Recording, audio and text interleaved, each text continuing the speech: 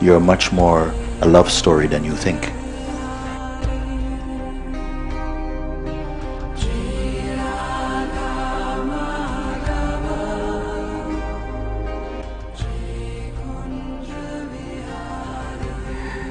There is no trick or no advice you could give me how to connect more with God. Well, you are never disconnected. It's only perhaps that there need to be maybe a consciousness of your connection, if you want to call it even connection. Connection at first, it will feel like for you, and then at one moment next, it will feel, and not equal with, but one with. At one with. That's something that somehow grows, unfolds naturally. But some idea that something, there's a separation, but there is no separation. These are only thoughts. They're only thoughts. And as soon as these thoughts here, in this place, are eroding, you will come and feel more naturally that connection, it might feel like it's being established, but perhaps you may even go further and feel that it is already so, and it will just deepen as your own consciousness recognizes more its own source.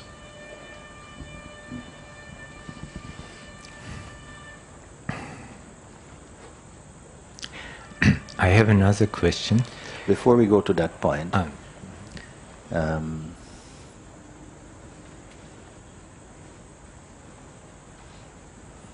what would give you the sense that you are, in your case, separate from God, need to connect? What makes you feel like this? Just, I ask this.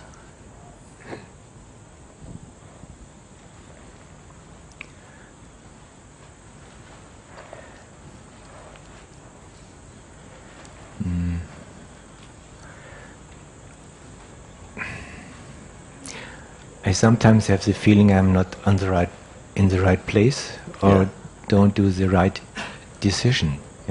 Yes.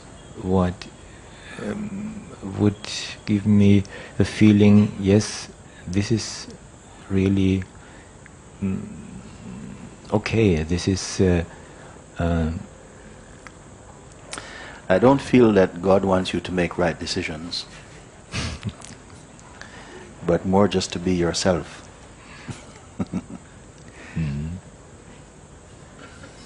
And at least to see, there's a saying, to err is to be human, or something like. The very nature of human ways is to make error, but also to be somehow humble in ourself, to see that we are not so great. There is something in that, when something relaxes and opens up and makes possible an opportunity to see beneath the surface of our conditioning. And what you will discover will not frighten you. It will always make you realize that you're much more a love story than you think.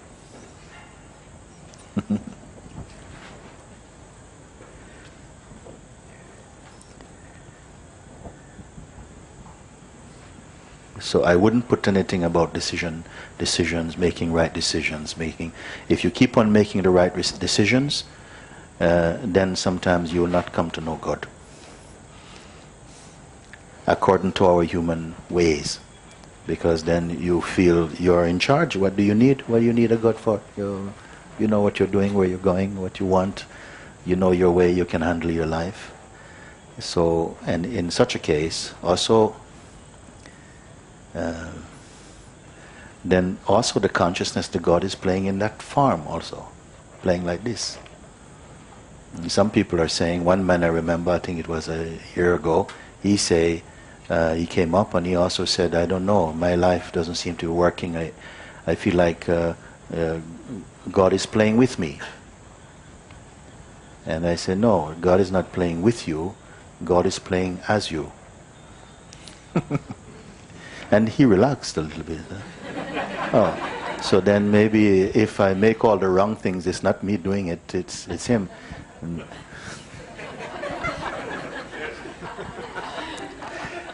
it's always nice to shift the blame.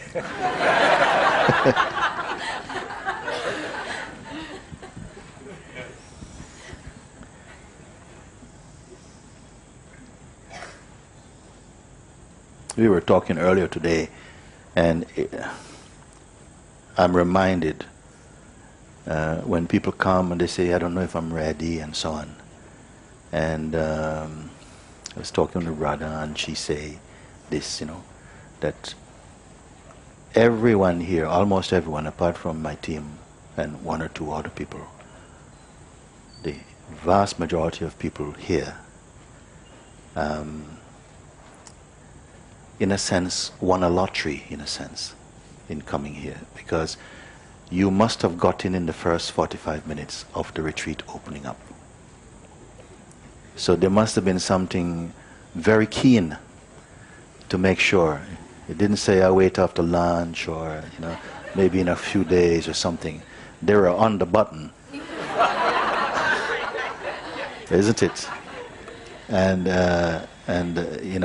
especially the residents, because in 9 minutes it was gone, and in 45 minutes the retreat was full. And this for me is already something very touching. What do you want so badly? To come all the way to India under sometimes challenging circumstances and so on. You see? And there must be something that is compelling you. I've got to solve something, I've got to... And this is already a kind of grace. This type of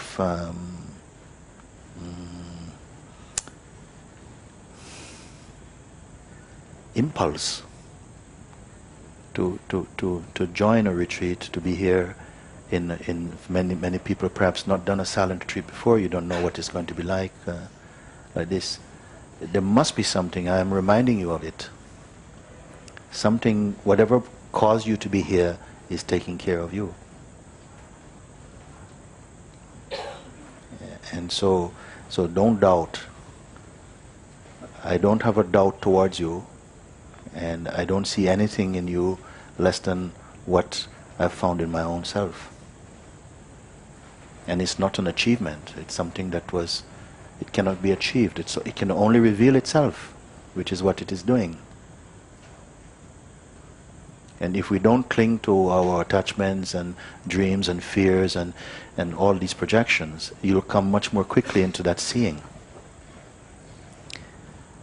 Because nothing is being withheld from you. You see?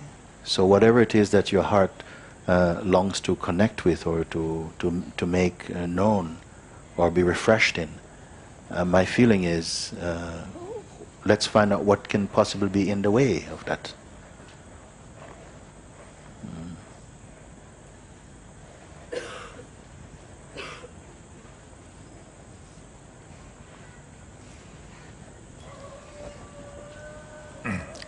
Yesterday morning I was walking to the Skanda ashram with this I am, and this was good, but in between I lost. In between? I lost it, yes. And sometimes it got a kind of routine, or so my question is, can you tell me something to make a deeper experience? Mm-hmm. Even if you say you lost contact with I am, it cannot be true. The very I is the I am,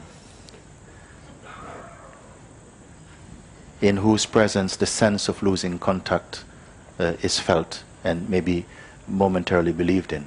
You are the I am. The very fact of your existence, the very fact that you are perceiving is evidence that the I am, everything is issuing out of that I am. It is the very seed of perceiving. That pulsation, this vibration of I am. When you feel I, even say, yes, I feel I lost contact with it, maybe what you are saying is momentarily there's some distraction to other things. But you're going to come to see that even the feeling of distraction can only occur in consciousness, and that consciousness is the I am, and you are that consciousness. Maybe we're holding a certain kind of quality that we're attributing to the I am, and you're leaving out most of it, which is the I am. But at the same time, there is something when you're called to say, be one with that sense I am. That means don't allow it to contact or connect up with any other concept. Meaning like this. And I was last time advising that you try and do this consciously, maybe in bouts of 5 minutes or so, just to sit and just be aware of the natural sense I am. It doesn't have to be called in from somewhere, it's already there. So whatever is called in is something else being called into the presence of the I am, which is, the very aliveness of consciousness. So just be aware only of the sense of existence, like this, and without any construction, any effort. It's already present, even before the intention is there.